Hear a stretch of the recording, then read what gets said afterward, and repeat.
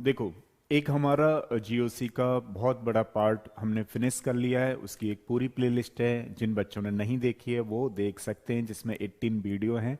और ये दूसरा हम लोग पार्ट ले रहे हैं जिसमें बहुत सारे बच्चों को थोड़ा सा लगता तो है कि हम आईयूपीएसी कर लेंगे, लेकिन कई बार छोटी छोटी चीज़ें, बेसिक कॉन्सेप्ट क्लियर ना हो पाने की वजह से कईयों बार ऐसा देखा गया है कि वो भी बच्चे थोड़ा सा गड़बड़ कर देते हैं कई बार। तो देखिए, बड़ी चीज़ें तो आपको पढ़नी है, लेकिन बड़ी चीज़ों से मेरा मतलब ये रहता है कई बार आप लोगों को समझाने का कि किसी चीज़ को भी आप छोटा ना समझो। जैसे मान लो आपको लगता है नहीं हमें आईयूपीएससी आती है, तो फिर भी एक बार थोड़ा सा और देख लिया करो कि भाई इस तरीके से भी होता है। क्यों? क्योंकि उसमें होता क्या है, जैसे मान लो कुछ बच्चों ने शॉर्ट ट्रिक से ही कर ली, लॉन्ग ट्रिक नहीं अप्लाई की, तो वहाँ पे कहीं ना कहीं गड़बड़ा जाता है कॉन्सेप्ट। तो इसलिए हम लोग चलो अब ज़्यादा बातें ना करते हुए सीधा सीधा शुरू कर देते हैं आईयूपीएससी। ये दूसरा टॉपिक है। इसके बाद मैं आपको समझाने वाला हूँ आइसोमेरिज्म। उसके बाद मैं आपको समझाने वाला हूँ रिएजेंट, है ना। इस तरीके से कुछ जीओसी हम लोग फिनिश करेंगे, क्योंकि मैंने ऑलमोस्ट सारी क्लासों में क्वालिटेटिव क्वांटिटेटिव एनालिसिस करा दिया है। तो अभी देखिए आईयूपीएससी में क्या है। आईयूपीएससी में जाने से पहले, नॉमनक्लेचर में जाने से पहले मैं आपको थोड़ा सा क्या करवाता हूँ कि क्लासिफिकेशन ऑफ ऑर्गेनिक कंपाउंड्स करवाता हूँ, है ना। थोड़ा सा ये भी आइडिया ले लीजिए आप बेसिक का।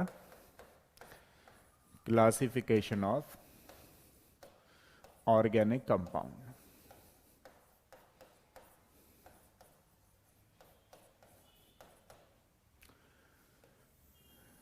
देखिए, जो ऑर्गेनिक कंपाउंड्स हैं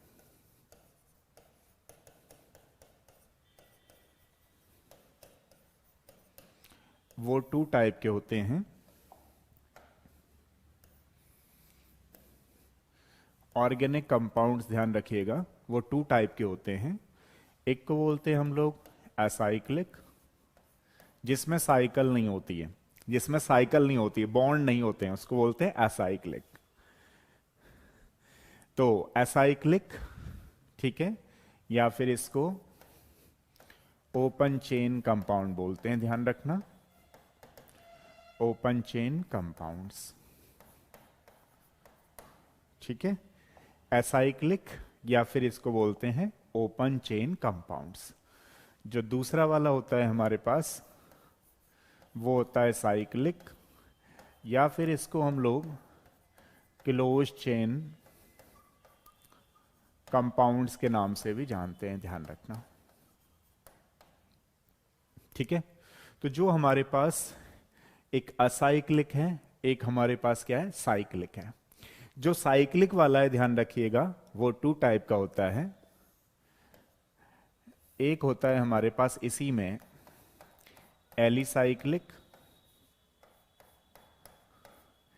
एक होता है हमारे पास एलिसाइक्लिक, और एक होता है हमारे पास एरोमेटिक। ध्यान से सुनिएगा, एक हमारे पास असाइक्लिक या फिर ओपन चेन कंपाउंड्स भी बोलते हैं, इसी का दूसरा नाम होता है एलिफैटिक, ध्यान रखना। एलिफैटिक ओपन चेन कई बार बोलते हैं ना, एलिफैटिक ओपन चेन। तो असाइक्लिक मतलब कोई भी साइकिल वगैरह नहीं है। एक है हमारे पास एलिसाइक्लिक और एक है हमारे पास एरोमेटिक। तो ध्यान रखिएगा, जो एलिसाइक्लिक होता है वो टू टाइप का होता है, होमो साइक्लिक और कार्बोक्सी कार्बोक्सिलिक, है ना, या कार्बोसाइक्लिक, ऐसे ही बोलते हैं। कार्बोसाइक्लिक बोल देते हैं तो ज्यादा सही रहेगा, कार्बोसाइक्लिक, होमोसाइक्लिक या कार्बोसाइक्लिक, ठीक है। एक होता है हमारे पास हेट्रोसाइक्लिक। और जो एरोमेटिक कंपाउंड्स होते हैं ध्यान रखना, वो टू टाइप के होते हैं। एक को बोलते हैं हम लोग बेंजेनोइट,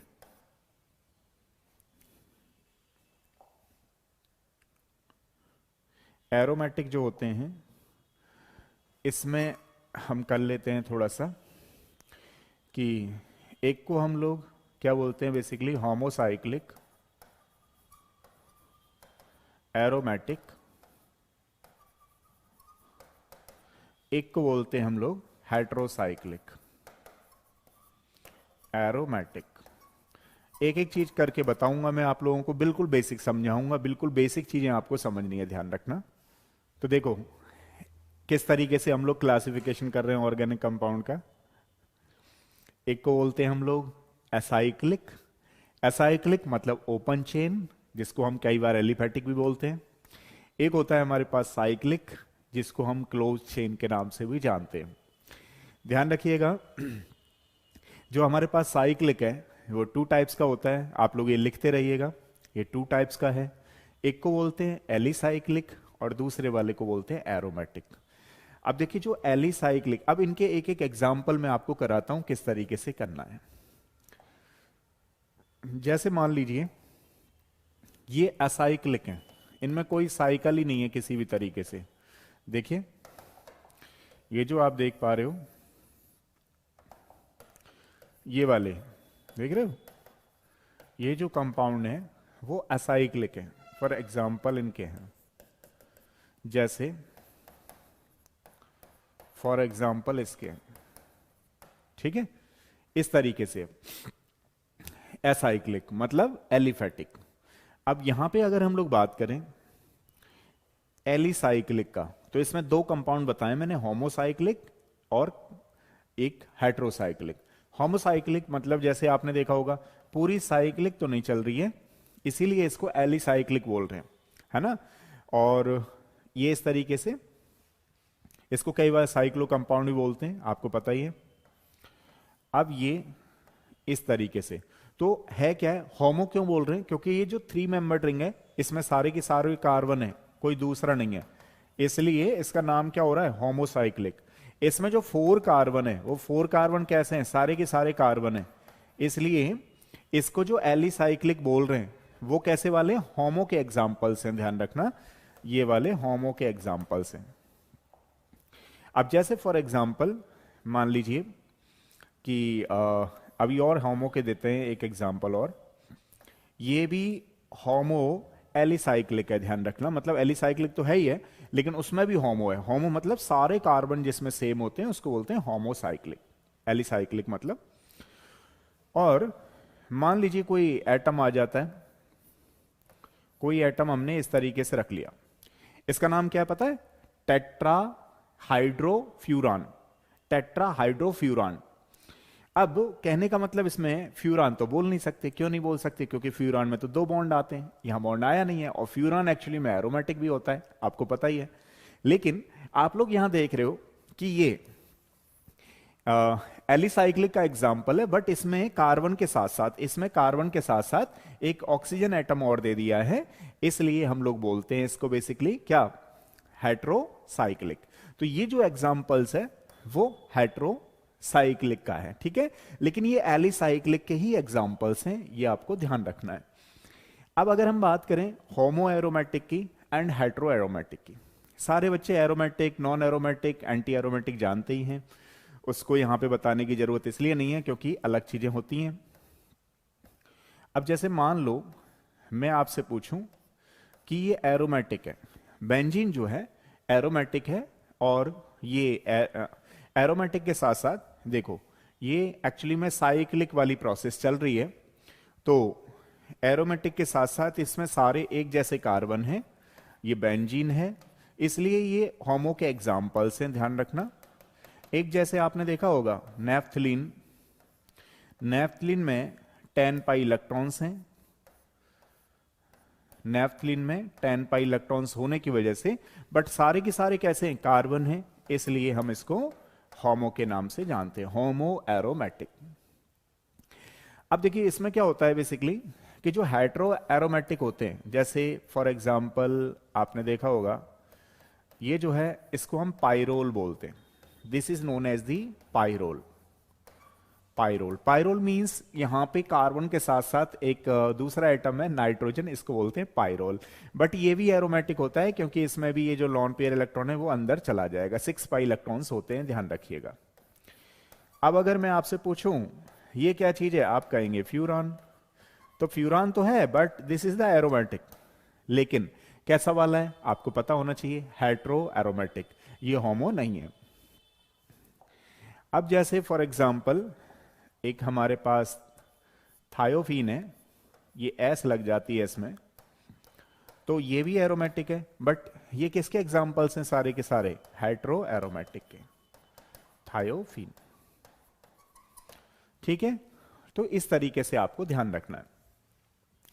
इसी में कई बार एक चीज और आ जाती है, यानी कि जो होमो वाले देख रहे हो आप लोग, ये जो एरोमेटिक वाले देख रहे हो, वो दो तरीके के और आ जाते हैं। वो टू टाइप्स कौन से हैं? एक को बोल लेते हैं हम लोग बेंजेनोइड, बेंजेनोइड ध्यान रखिएगा, और दूसरे वाले को बोलते हैं नॉन बेंजेनोइड। ध्यान रखिएगा, जिसमें बेंजीन रिंग होती है उसको बोलते हैं हम लोग बेंजेनोइड। बेंजीन रिंग ना होकर के कोई तीसरी दूसरी कुछ भी रिंग होती है उसको बोलते हैं non benzenoid compounds, aromatic compounds. अब जैसे फॉर एग्जांपल के लिए मान लीजिए ये हमारे पास एरोमेटिक तो है, बट कौन सी रिंग इसमें है? बेंजीन, इसलिए हम लोग क्या बोलेंगे इसको? Benzenoid compounds. मान लीजिए अब अगर मैं आपसे पूछूं कि ये जो कंपाउंड देख रहे हो इसको ट्रोपोलिन बोलते हैं, 7 मेंबर्ड रिंग है, ध्यान रखना ये 7 मेंबर्ड रिंग है, होने एरोमेटिक ही चाहिए, ठीक है। बट क्या आप देख रहे हो यहां पे कि बेंजीन रिंग है? नहीं, बेंजीन रिंग नहीं है, यहां पे ये 7 मेंबर्ड रिंग है। अगर ये 6 मेंबर्ड रिंग होती तो बेंजीनोइड एरोमेटिक कंपाउंड्स बोले जाते, बट यहां पे एरोमेटिक तो है। आपको कैसे पता लगा? क्योंकि देखिए सारे के सारे 6 पाई इलेक्ट्रॉन्स हैं और वो सारे के सारे कॉन्जुगेशन में आ रहे हैं, तो ये एरोमेटिक तो है, बट कौन सा वाला होगा? Basically non benzenoid aromatic compounds. जिसमें बेंजीन आती है, बेंजीन रिंग आती है, उसको बोलते हैं बेंजेनोइड। जैसे फॉर एग्जांपल मान लीजिए हम नेफ्थलीन की बात करते हैं, हम नेफ्थलीन की बात करते हैं, तो नेफ्थलीन जो है एरोमेटिक तो है, बट कौन सा वाला है? बेंजेनोइड एरोमेटिक कंपाउंड्स, क्योंकि इसमें बेंजीन रिंग आ रही है। समझ रहे हो आप लोग? अब पता लगा, हम बात कर रहे हैं एंथ्रासिन की, हम बात करें एंथ्रासिन की, इसमें 14 पाई इलेक्ट्रॉन्स हैं, 14 इलेक्ट्रॉन्स हैं, तो उसको हम लोग एरोमेटिक बोलते हैं, आपको पता ही है। बट ये कैसे हैं? सारे के सारे, ठीक है, ये सारे के सारे बेंजीन की रिंग है, इसलिए हम लोग इसको बोलते हैं बेंजेनोइड एरोमेटिक कंपाउंड्स। समझ रहे हो? तो एक क्लासिफिकेशन इसका इस तरीके से होता है। मतलब अगर हम एरोमेटिक कंपाउंड्स का, ये जरूरी है आपके लिए जनरल कंप्लीट करने के लिए कि किस तरीके से हमें करना है। अब जैसे मान लीजिए हम इस एलिसाइक्लिक की, एसाइक्लिक की बात करें, आपने देखा हमने किसी भी ऑर्गेनिक कंपाउंड्स को दो में डिवाइड कर रखा है। पहले का नाम होता है एक्चुअली में एसाइक्लिक, जिसमें कोई साइकिल नहीं है, जिसमें ओपन चेन है। दूसरा वाला है हमारे पास साइक्लिक। ध्यान रखिएगा, जो साइक्लिक कंपाउंड है उसको हम क्लोज चेन के नाम से भी जानते हैं। ये फर्दर 2 टाइप्स का होता है, एलिसाइक्लिक और एक होता है एरोमेटिक। अब अगर मैं इसको डिवाइड करूं फर्दर, इसको मैं फर्दर डिवाइड करूं, किसको? असाइक्लिक को, तो ध्यान रखना जो असाइक्लिक कंपाउंड है ये कई तरीके उसमें जा सकता है। जैसे फॉर एग्जांपल अगर हम बात करें, इसी की बात कर लेते हैं असाइक्लिक वाले की, तो इसकी चीजें होती हैं। देखिए एक चीज होती है कंडेंस्ड फॉर्मूला, कंडेंस्ड फॉर्मूला, ठीक। अब ये कंडेंस्ड फॉर्मूला क्या है? जैसे मान लीजिए हमने जनरली CH3 लिखा, ये कंडेंस्ड फॉर्मूला है। अगर आपसे पूछा जाए बताओ इसी का स्ट्रक्चरल फॉर्मूला बताओ, एलिफेटिक तो है ही है, इसी का स्ट्रक्चरल फॉर्मूला बताओ, तो इसका स्ट्रक्चरल फॉर्मूला अलग होता है और आपको पता भी है।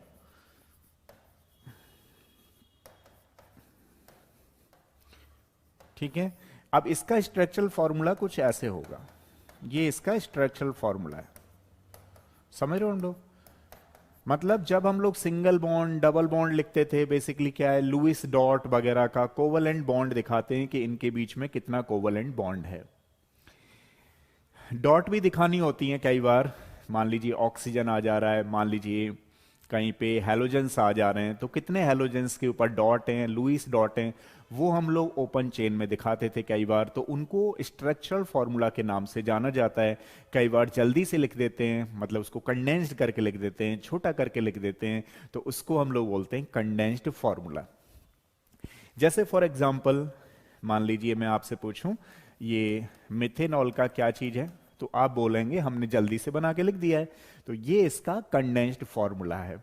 मान लीजिए मैं आपसे पूछूं इसी का कि स्ट्रक्चरल फॉर्मूला बनाइए, तो स्ट्रक्चरल फॉर्मूला का मतलब हुआ आपको जो है बॉन्ड को रिप्रेजेंट करना है, और अगर आप डॉट रिप्रेजेंट कर सकते हैं तो और भी अच्छी बात है। ये 11th क्लास के बच्चों के लिए जनरली यूज में लाया जाता था, बट जो बच्चे ड्रॉपर्स भी हैं उनको मैं बार बार कहता रहता हूं, जब आपके बेसिक कॉन्सेप्ट बहुत अच्छे क्लियर होंगे, डेफिनेटली आप कुछ भी कितना भी बड़ा क्वेश्चन अटेम्प्ट कर सकते हो। बट अगर आपके बेसिक कॉन्सेप्ट ही नहीं है तो फिर प्रॉब्लम आती है वहां पे आगे, और कुछ बच्चे इसको अच्छी तरीके से जानते हैं, तो हर चीज पे आपको फोकस करना जरूरी है।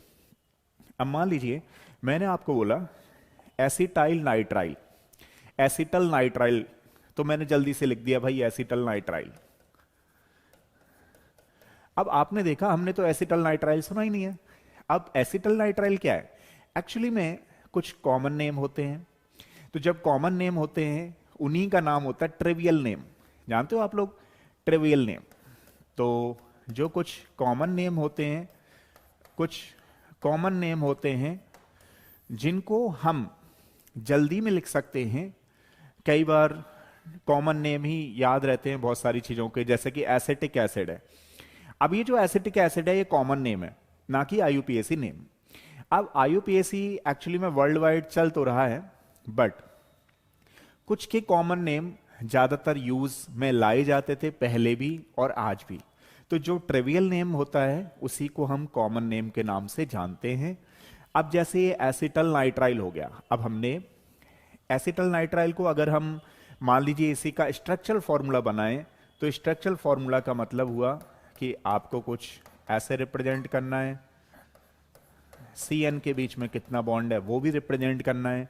अच्छा, अगर हम इसके हाइब्रिडाइजेशन की बात करें, तो जो बच्चे इस क्लास को पहली बार देख रहे हैं मैं उनसे फिर कहूंगा कि जो जहां पे 18 मैंने वीडियो बना रखे हैं उसमें पहली क्लास में अगर आप जाएंगे तो डेफिनेटली आपको हाइब्रिडाइजेशन बिल्कुल क्लियर समझ में आ जाएंगे कि कैसे फॉर्मल चार्ज और हाइब्रिडाइजेशन हम लोग निकालते हैं। तो ये स्ट्रक्चरल फॉर्मूला है, ये कंडेंस्ड फॉर्मूला है, और किसी भी चीज को यानी कि हम दो तरीके से तो लिख भी सकते हैं।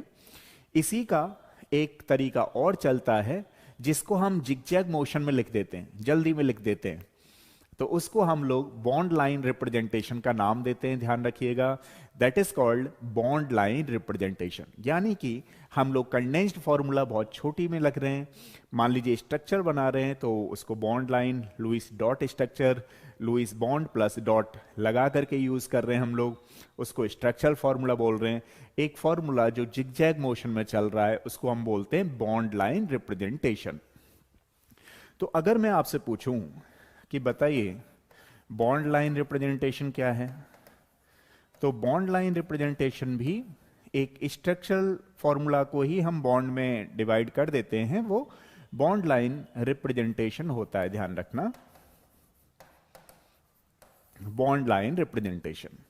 अब जैसे बॉन्ड लाइन रिप्रेजेंटेशन में हम कार्बन को छुपा के लिखते हैं, बॉन्ड की फॉर्म में बना के रखते हैं, और जो एल्काइल ग्रुप होते हैं जैसे कि मिथाइल, इथाइल, प्रोपाइल, उनको भी हम थोड़ा सा जिगजैग बना देते हैं।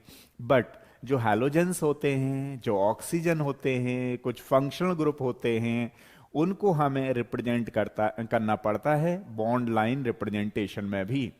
जैसे फॉर एग्जाम्पल मान लीजिए हम लोगों ने ये बॉन्ड लाइन लिखा, यानी कि हमने इन दोनों डॉट को मिला दिया। अब दोनों डॉट को मिला के एक लाइन बना दी, तो इसको हम लोग बॉन्ड लाइन बोल रहे हैं। लेकिन इसमें कार्बन कितने हैं अब देखो आप लोग, अब इसका मतलब है कि दो डॉट को मिलाया है, मतलब कुछ ये ऐसे लिखा हुआ है, ये कुछ ऐसे लिखा हुआ है, ठीक है, मतलब इसमें दिख नहीं रहा लेकिन ऐसे लिखा हुआ है, तो इसको हम वही बोलेंगे जो आप बोलते थे इथेन। मान लीजिए ये जनरली ऐसे आ गया, तो जो ये आप देख पा रहे हो ये थोड़ा सा साइड में जो आ रहा है इसको मिथाइल बोलते हैं। मिथाइल को कई बार शॉर्ट में एमी लिख देते हैं। जैसे नंबरिंग करना तो मैं आपको सिखाऊंगा, कुछ बच्चे क्या ज्यादातर बच्चे तो जानते ही हैं कि मिथाइल जो आया हुआ है वो 2 पे आया हुआ है, 2 मिथाइल और ब्यूटेन है। लेकिन इसी चीज को हम लोग बॉन्ड लाइन रिप्रेजेंटेशन बोल रहे हैं। क्यों बोल रहे हैं? क्योंकि एक जिगजैग मोशन में लिखा आ रहा है।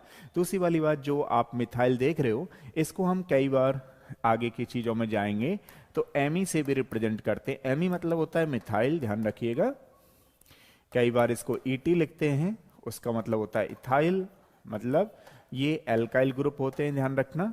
इनको जल्दी में जब आगे कोई भी क्वेश्चन कर रहे हो आप चैप्टर में तो इनको ऐसे भी कर सकते हैं। अब जैसे फॉर एग्जाम्पल मान लीजिए हमने ब्रोमीन को ही रिप्रेजेंट करना है, तो आपने देखा कि ब्रोमीन को हम कार्बन के फॉर्म में यूज नहीं कर सकते, जिगजैग मोशन में नहीं कर सकते, उसको हमें लिखना ही पड़ेगा क्योंकि उसका रिप्रेजेंटेशन नहीं होता है। तो क्या है बेसिकली, ये दोनों तरफ से एक जैसी है साइड, 1 2 3 1 2 3, तो ऐसा करके कर सकते हैं। तो इसको बोलेंगे 3 ब्रोमो पेंटेन, 3 ब्रोमो पेंटेन। ठीक है, ये ध्यान रखिएगा। अभी मैं आपको सिखा रहा हूं होमोलोगस सीरीज। तो देखिए ये सारी चीजें हैं। इसके बाद हम लोग अभी करने वाले हैं होमोलोगस सीरीज। और अगर थोड़ा सा आप रहे तो फिर एल्केन की भी हम लोग क्या करने वाले हैं, IUPAC नॉमेनक्लेचर। तो ये तो अभी आपका जनरल चल रहा है। अब हम लोग होमोलोगस एक बार सीरीज देखते हैं क्या होती है।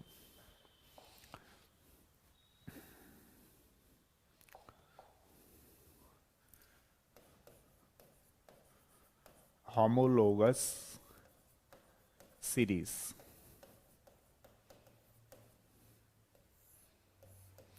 अब देखिए होमोलोगस सीरीज में क्या होता है बेसिकली कि जैसे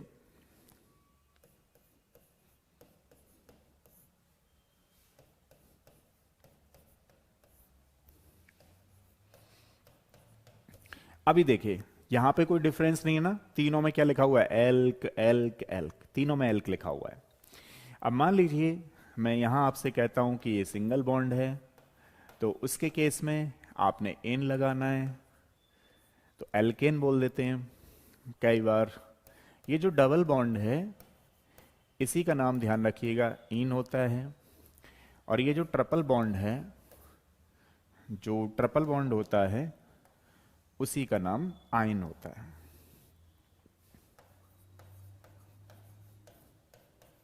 आयन होता है। तो हमने क्या देखा कि जो होमोलोगस सीरीज है वो 3 में डिवाइड होती है, एन इन आयन। एन जो होता है वो सिंगल बॉन्ड होता है, इन जो होता है वो डबल बॉन्ड होता है, आयन जो होता है वो ट्रिपल बॉन्ड होता है।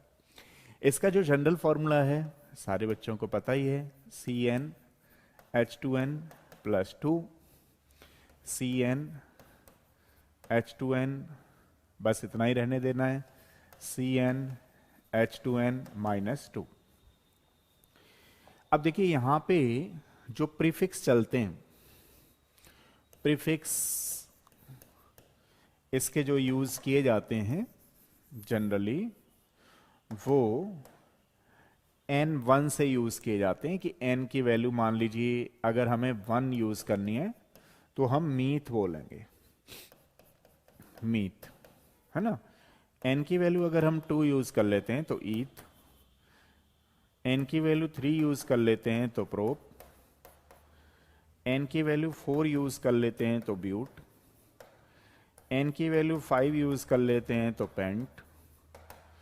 अब देखो यहां पे आपको क्या ध्यान रखना है कि जो n है उसको हमें 1 लेना है, यानी कि 1 रखना है n की जगह पे। तो यहां पे हो गया 1, यहां भी हो गया 2 1 जा 2, तो यहां पे क्या आया हमारे पास CH4। अब अगर हम n की बात करें तो n तो यहां पे 1 है, यहां भी 1 है, तो यहां पे क्या नोटेड होगा, लिखा जाएगा CH2। अब देखिए यहां पे कार्बन 1 है, मतलब एन की प्लेस पे 1 लिखोगे तो 1, और ये 2 1 जा 2, मतलब 2 में से 2 गया तो 0, तो यहां पे क्या रह गया, बेसिकली हमारे पास कार्बन ही रह गया। अब अगर मैं इसकी बात पूछूं आपसे, तो इसको एन में लिखते हैं हम लोग मीथेन। अब एक्चुअली में ये कार्बन जो है ये पूरे कंप्लीट नहीं कर रहा है बॉन्ड, इसलिए इसको बीच में लिखा जाएगा, बट इसका नाम मीथीन वगैरह तो नहीं होगा। इसको जनरली हम लोग मिथिलीन बोल देते हैं कई बार, बट अगर हम देखें तो खुद में ये सिंगल एग्जिस्ट नहीं करेगा, ध्यान रखना। बट बीच में अगर आ जाता है तो इसको हम लोग मिथिलीन भी बोल सकते हैं, ठीक है। बट वैसे तो एग्जिस्ट नहीं करेगा क्योंकि कार्बन की 4 वैलेंसी होती है, जबकि यहां पे केवल और केवल 2 हैं। देखिए ये हाइड्रोकार्बन ही नहीं है, क्योंकि जब हम ऑर्गेनिक केमिस्ट्री की बात कर रहे होते हैं तो उस समय हाइड्रोकार्बन की बात कर रहे होते हैं। तो यहां पे कार्बन तो है बट हाइड्रोजन नहीं है, इसलिए ये हाइड्रोकार्बन ना होने की वजह से वो एग्जिस्टेंस पे नहीं रहेगा। यानी कि जो पहला अपना एल्केन है वो तो कंप्लीटली स्टेबलाइज कर रहा है, रिप्रेजेंट हो रहा है, बट जो एल्कीन या एल्काइन है फर्स्ट वाले, वो उतना ज्यादा एग्जिस्टेंस पे नहीं रहेंगे, क्योंकि इसमें तो 4 बॉन्ड ही नहीं हो रहे हैं, उसमें हाइड्रोकार्बन ही नहीं हो रहा है। अब देखो करने को तो ऐसा है, अगर आप इसमें यूज करते जाएंगे तो होता जाएगा, लेकिन वैसे भी इसकी ट्रिक होती है, आपको पता है कि कुछ नहीं करना है आपको। देखो जैसे मान लो यहाँ n के प्लेस पे 2 लिखना है तो 2 लिख दो, और यहां पे 2 लिखो, 2 ये 4 हो गया, ये 6 हो गया, ठीक है। अब अगर आप इधर की तरफ जाओगे तो हाइड्रोजन का नंबर 2 कम करते जाओगे। मान लीजिए अगर आप इधर नीचे की तरफ जाओगे तो हाइड्रोजन का नंबर 2 बढ़ाते जाओगे, ये इसकी ट्रिक है। अब जैसे फॉर एग्जाम्पल मान लो इसमें लगाओ या ना लगाओ, फिर भी हमें पता है कि अगर हम ऐसे चल रहे हैं तो 2 का हाइड्रोजन कम होते जाएंगे, लाइक दिस C2H2। अब जैसे फॉर एग्जाम्पल मान लो इसको मैं पूछूं तो क्या है, ये इथेन, जबकि ये क्या होगी, क्योंकि ये एन में बनेगा, ध्यान रखना, ये एन में बनेगा, ये ईन में बनेगा, तो ये है इथीन, और ये क्या होगी हमारे पास, इथाइन, ठीक है। अब जैसे अगर हम नीचे की तरफ जाते हैं तो हाइड्रोजन का नंबर 2 बढ़ाते जाओ, तो यहां पे क्या है, C3 तो है ही है, H8, यहां पे क्या है, C3H6, और यहां पे क्या होगा, C3H4।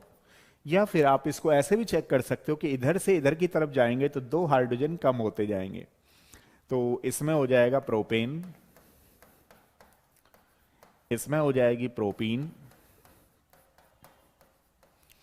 इसमें हो जाएगा प्रोपाइन, ये ध्यान रखना है। नेक्स्ट अगर हम बात करें तो देखो C4, ये तो बढ़ाना ही है, ये एक कार्बन बढ़ाना है, ये हाइड्रोजन 2 बढ़ाने हैं, ध्यान रखना, कार्बन 1 बढ़ाना है, हाइड्रोजन 2 बढ़ाने हैं। ये ब्यूटेन है, C4 इधर से घटाने हैं आपको, C4H8, ये ब्यूटीन है, और C4H6 ये ब्यूटाइन है, ठीक है। इस तरीके से आपको ध्यान रखना है। मिथिलीन कैसे हो सकता है, हाँ मिथिलीन देखो बिलोहित ऐसे हो सकता है कि जैसे मान लो कहीं पर आपने पॉलीमर्स वाला चैप्टर पढ़ा है, पॉलीमर्स वाले चैप्टर में क्या होता है, जैसे आप इसको ऐसे लिखते हो ना, इस तरीके से, है ना। अब वैसे तो वो मीथीन होना चाहिए था, मैंने ये कहा है आपसे कि मीथीन एग्जिस्टेंस नहीं करता है, बट अगर हम बात करें तो अगर ये बीच में आ गया तो इसको क्या नाम देते हैं, हेक्सामिथिलीन, एक कॉमन नाम होता है, ध्यान रखना, CH2 का खुद का, हेक्सामिथिलीन डाइअमीन, ठीक है।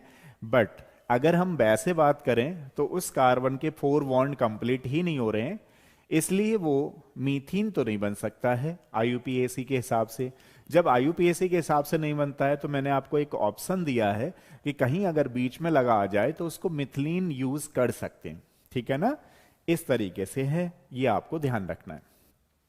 जनरली पहला जो एल्कीन है वो 4 बॉन्ड कंप्लीट ही नहीं कर पा रहा है, जिसकी वजह से मीथीन तो बोलेंगे नहीं। अब एक ऑप्शन दिया जा रहा है आपको कि मान लो फिर क्या बोले हम। तो ऐसा है कि जब बोलेंगे कहीं पे बीच में आया हुआ है तो मिथिलीन बोल सकते हैं। ठीक है, अब देखो इसकी अगर बात करें यहां पे, तो C5 और यहां पे क्या बढ़ाने हैं आपको, 2 ज्यादा इससे ऊपर वाले से। ठीक है, ये चीज आपको ध्यान रखनी है।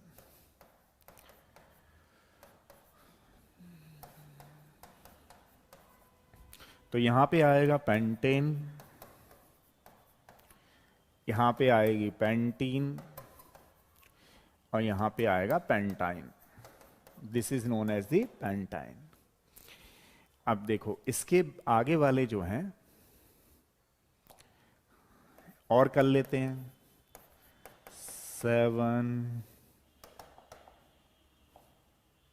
नोट कर लिया आपने, नोट करते रहना आप लोग, जो बच्चे पहली बार कर रहे हैं। बाकी जिन्होंने कर रखा है वो एक बार थोड़ा सा देखते रहें, कुछ ना कुछ नए तरीके से आपको पढ़ाते रहेंगे।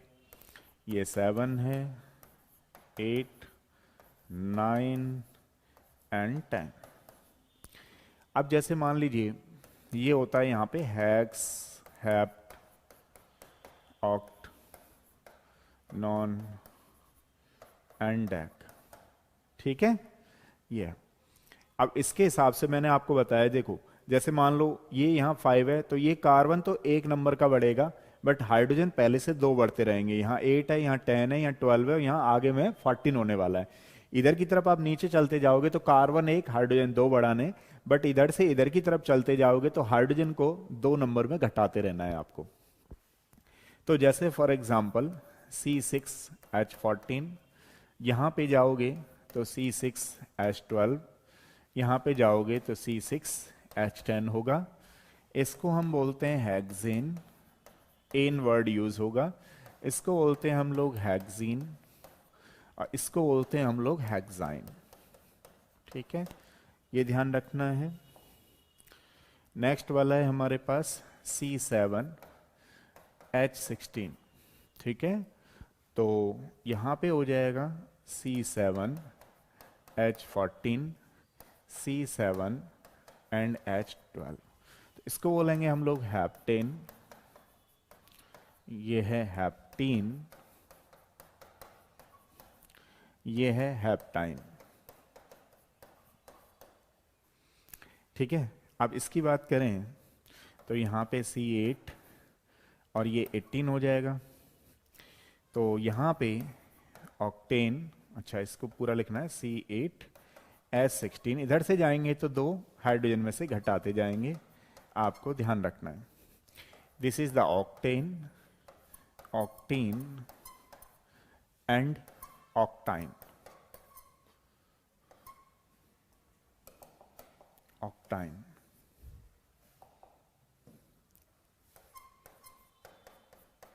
बाई एनी यूज करना है, ध्यान रखना है।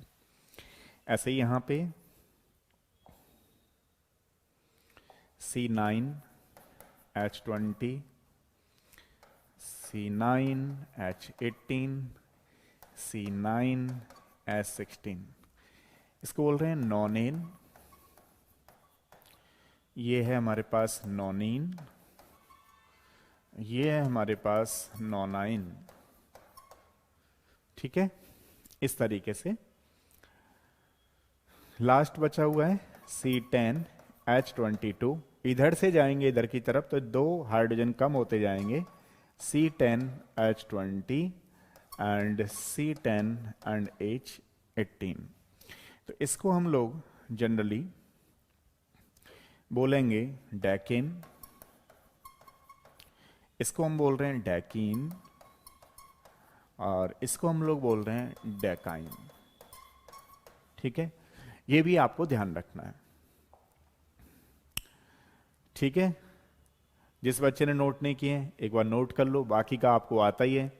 इसमें नया क्या हो रहा है वो आपको थोड़ा सा और समझाता हूं। अब जैसे फॉर एग्जाम्पल ये जो इधर से इधर हम आ रहे हैं, या मान लीजिए थोड़ा शुरुआत से ही समझाऊं मैं आपको, ये इधर से इधर हम आ रहे हैं तो होमोलोगस सीरीज का मतलब क्या होता है कि कभी भी होमोलोगस सीरीज जो होगी, वहां पे जब मैंने अभी आपको बताया आईयूपीएसी खत्म करने के बाद मैं आपको आइसोमेरिज्म कराऊंगा, तो आइसोमेरिज्म में होमोलोगस सीरीज के मेंबर आइसोमर्स नहीं बनाते। क्यों नहीं बनाते? क्योंकि आइसोमेरिज्म के लिए कंडीशन होती है कि they having the same molecular mass, same molecular weight. But यहां पे क्या होगा कि मॉलिक्यूलर वेट होमोलोगस सीरीज का ना 14 से बढ़ता जाता है, ध्यान रखना। जैसे फॉर एग्जाम्पल मैं आपसे पूछूं कि इसका मॉलिक्यूलर मास कितना है, तो आप कहोगे कार्बन का 12 और हाइड्रोजन का एक होता है, लेकिन यहां 4 हाइड्रोजन है, तो टोटल मिला जुला करके कितना हो गया हमारे पास 16। 12 एंड 4 तो टोटल कितना हो गया 16। किसका पूछ रहा हूं मैं आपसे? मीथेन का। अब मान लीजिए अगर मैं आपसे पूछूं फिर ईथेन का क्या होगा, तो या तो इसमें 14 और ऐड कर दो आप, तो आपके पास 30 हो गया, या नहीं है तो फिर वैसे मिला करके देखो आप कि एक कार्बन का होता है 12, यहां पे 2 कार्बन है, प्लस 6 इंटू 1, तो आप देखेंगे ये 24 हो गया प्लस 6 हो गया, तो टोटल मिला के कितना हो गया 30 हो गया। मतलब जो ये होमोलोगस सीरीज है उसके जो मेंबर्स हैं, होमोलोगस सीरीज के जो मेंबर्स हैं, ध्यान रखना, वो जो बढ़ रहा है, एवरी होमोलोगस सीरीज का जो मेंबर बढ़ रहा है वो बाई 14 वेट 14 मास यूनिट से इंक्रीमेंट कर रहा है, ध्यान रखना। फिर वो यहां से यहां क्यों ना हो, अब यहां से यहां देखेंगे तो एवरी 14 यूनिट से बढ़ता है, ध्यान रखिएगा। ठीक है, तो चलो अब थोड़ा सा मैं आपको बताता हूं कि एल्काइल ग्रुप क्या है। कल मैं बताऊंगा आपको इसके रूल्स। कल तो शायद क्लास नहीं होगी, लेकिन हाँ मतलब जो भी है ऑनलाइन जब होगी तो मैं आपको बता दूंगा। फिलहाल के लिए नमस्ते भैया कृष्णा, पूछूंगा आपसे, बाद में पूछूंगा।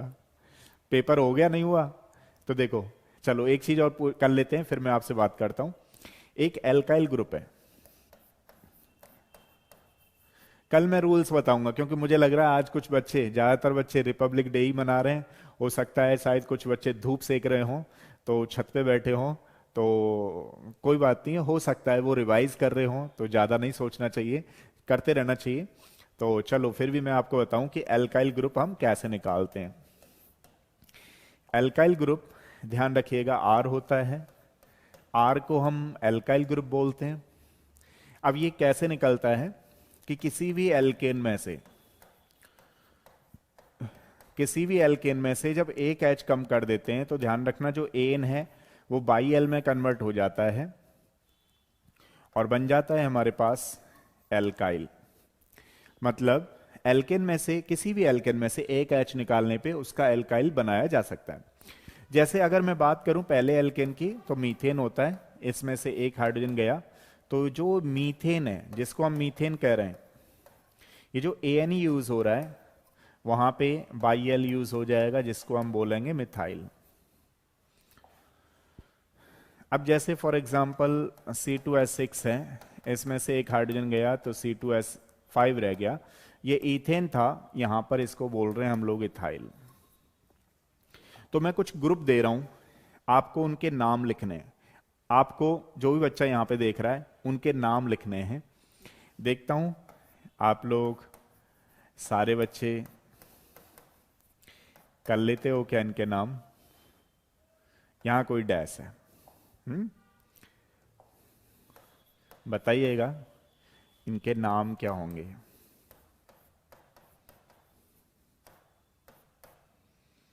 अब ये एल्काइल नाम नहीं पूछ रहा हूं मैं आपसे, आइसो वगैरह वाले पूछ रहा हूं, ठीक है? वो तो खत्म हो गए कि ऐसे करके एल्काइल ग्रुप निकालते हैं। अब मैं आपसे पूछ रहा हूं कि आइसो वगैरह के कैसे यूज करते हैं जनरली।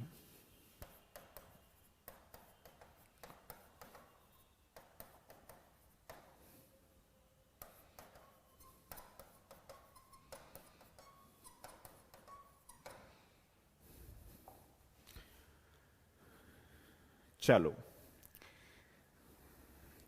पहले वाले का नाम क्या है बताओ, इस वाले का नाम क्या है? कौन बच्चा बताएगा? Very good. आइसो प्रोपाइल, इसका किस वाले का कह रहे हो? आइसो प्रोपाइल तो नहीं है इसका, पहले वाले का बताओ।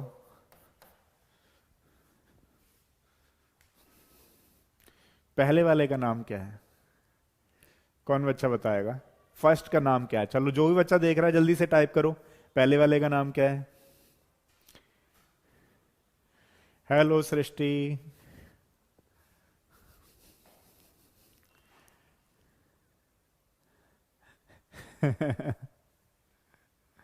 हाँ, ज्यादा ही बिजी हो गए हैं ये बच्चे। आइसोब्यूटाइल नियो प्रोपाइल, अरे क्या बात है, नियो प्रोपाइल कैसे हो जाएगा? बताओ कौन बच्चा बताएगा, और कौन बच्चा बताएगा? अभी तक के आंसर सही नहीं है, टाइप करो सही आंसर। बार बार मैं कहता हूं, हर क्लास लेना जरूरी है।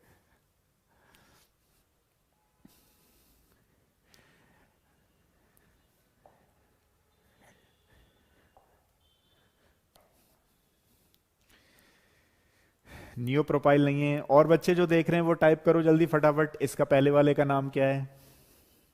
फर्स्ट वाले का नाम क्या होगा? आइसोब्यूटाइल। ओहो, नहीं है, नहीं है बिलोई, आइसोब्यूटाइल नहीं है।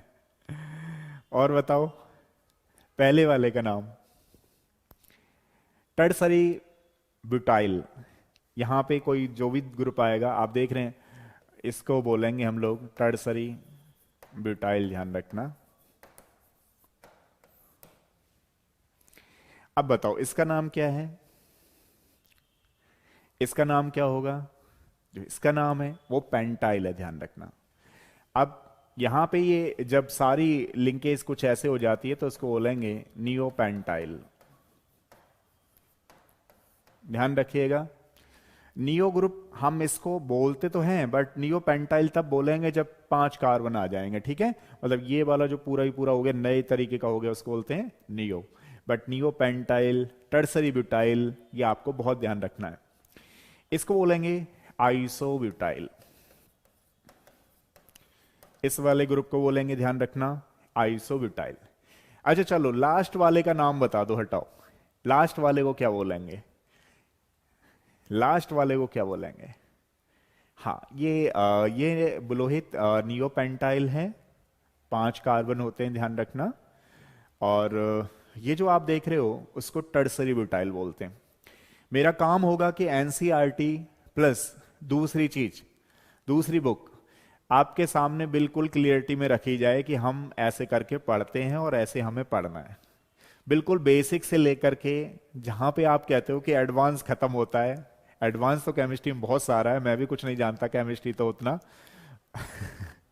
लेकिन हाँ इतना जरूर है कि आपके एग्जाम तक, नीट आईआईटी जेई एडवांस तक आप आसानी से क्वेश्चनों को सॉल्व कर सकते हो, क्योंकि केमिस्ट्री तो बहुत अथाह है ना। यहाँ तो क्या है कि छोटा सा लेवल अपना कर लेते हैं अपने एग्जाम के पर्पज से, वही सही है। लेकिन मेरा पर्पज ये था कि बिल्कुल छोटे से सीखेंगे ना, ये चीज है। तो बताओ इसका नाम क्या है? हाँ, ब्यूटाइल एन ब्यूटाइल बोल दो, है ना। ब्यूटाइल एन ब्यूटाइल मतलब सीधी सीधी स्ट्रेट चेन है, तो ब्यूटाइल बोल देते हैं, एन ब्यूटाइल बोल देते हैं, चलेगा, कोई प्रॉब्लम नहीं है। ठीक है, तो आज तक मतलब अभी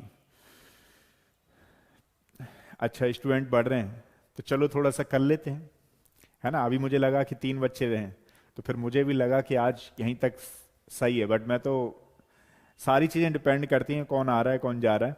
तो चलो फिलहाल के लिए एक कर लेते हैं कि आईयूपीएससी कैसे करें।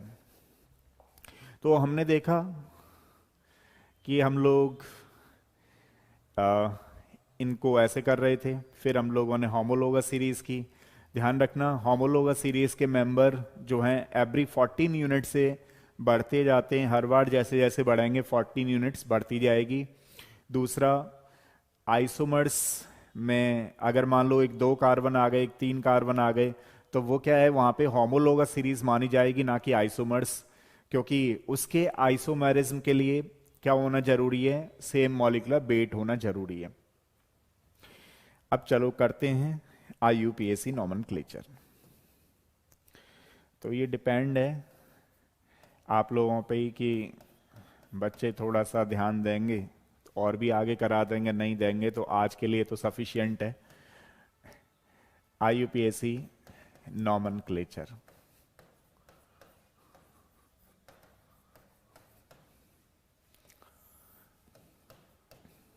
देखिए इसकी जो फुल फॉर्म होती है वो तो आप जानती हो already,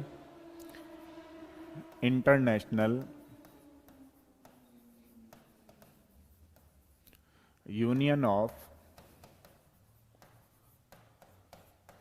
pure and applied chemistry. ठीक है, international union of pure and applied chemistry. अब जैसे मान लीजिए IUPAC का मतलब ये होता है कि हम वर्ल्ड वाइड उसी कंपाउंड को उस नाम से जानते हैं। कुछ लोगों ने क्या, कुछ साइंटिस्टों ने अपनी अपनी चीजें बनाई, जैसे फॉर एग्जांपल के लिए फुलरेंस का अपना एक नाम रख दिया। लेकिन क्या हम इसको IUPAC बोलेंगे? नहीं, IUPAC नहीं है। फुलरेंस कुछ एक स्पेसिफिक है जिसको बकमिस्टर फुलरेंस ने दिया था, और मतलब बकमिस्टर फुलरेन बोलते हैं एक्चुअली में, जो आर्किटेक्चर थे कर्ल वगैरह वगैरह, उन्होंने इसको दिया था। बट यहां पे अगर हम देखें तो वो नाम नहीं चलते हैं या ट्रिवियल नेम नहीं चलते हैं, ठीक है ना। तो ध्यान रखना IUPAC में कुछ रूल्स होते हैं, इसके अपने एक रूल्स हैं, उनको हम फॉलो करते हुए नॉमेनक्लेचर किसी भी कंपाउंड का बता सकते हैं। तो रूल्स देखते हैं इसके। रूल्स नंबर 1, चलो 5 रूल तो आज लिखा ही देता हूं मैं, 5 रूल तो मैं आपको लिखा ही देता हूं, उसके बाद फिर मैं आपको कल पढ़ाऊंगा। लिखो, select the longest carbon chain, select the longest carbon chain. सबसे पहले हमें क्या सेलेक्ट करना पड़ता है? लॉन्गेस्ट कार्बन चेन सेलेक्ट करनी पड़ती है। Select the longest carbon chain. Rule number 2, naming of या numbering of carbon atom, numbering of carbon atom that side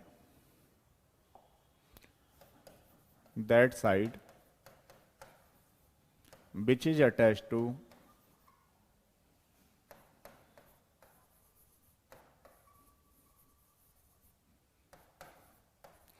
something in it. Numbering of carbon atom that side which is attached to something in it. Numbering हम carbon atom की जब भी करेंगे उधर की side से करनी होगी जहां पर इस पे कोई चीज जुड़ी हुई है, ठीक है, ये ध्यान रखना है। रूल नंबर 3, कॉमा, मतलब इस तरीके का comma, comma is used in between numbering numbers, comma is used in between numbers. Numbers के बीच में हम लोग क्या यूज करते हैं जनरली? कॉमा। जैसे आपने लिखा 1,1 डाइमिथाइल, ये जब हम लोग करेंगे तो सारी बातें क्लियर हो जाएंगी। तो आज मैं आपको 5 रूल्स लिखता हूं, कल मतलब नेक्स्ट क्लास जब भी होगी वहां पे हम बहुत सारे रूल्स को लेकर के समराइज वे में करने वाले हैं, ठीक है। क्योंकि आज बच्चे भी फ्लक्चुएट कर रहे हैं अपने हिसाब से, जा रहे हैं आ रहे हैं, तो थोड़ा सा खींच रहा हूं, लेकिन वो फिर ज्यादा ही हो जाएगा कुछ बच्चों को, मुझे लग रहा है, तो इसलिए इतना ही करेंगे। अब देखो नेक्स्ट वाला जो है हाइफन, हाइफन हम इसको बोलते हैं, ध्यान रखना, hyphen is used, hyphen is used in between number and words. Hyphen हम लोग कहां पे यूज करेंगे? नंबर एंड वर्ड में यूज करेंगे हाइफन। जैसे 2 मिथाइल ब्यूटेन, वो हाइफन यूज होगा, ठीक है। नंबर 5, नंबर 5 ये है नंबरिंग numbering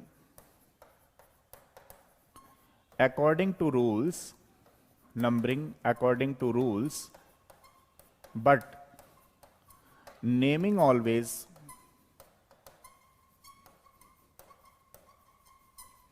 alphabetically.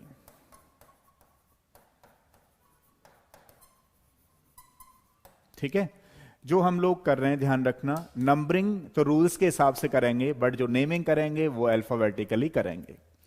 तो देखिए आज हमारे पास कम ही स्टूडेंट हैं, तो कम ही करते हैं, कोई बात नहीं है, नेक्स्ट में करते हैं। तब तक के लिए थैंक यू सो मच।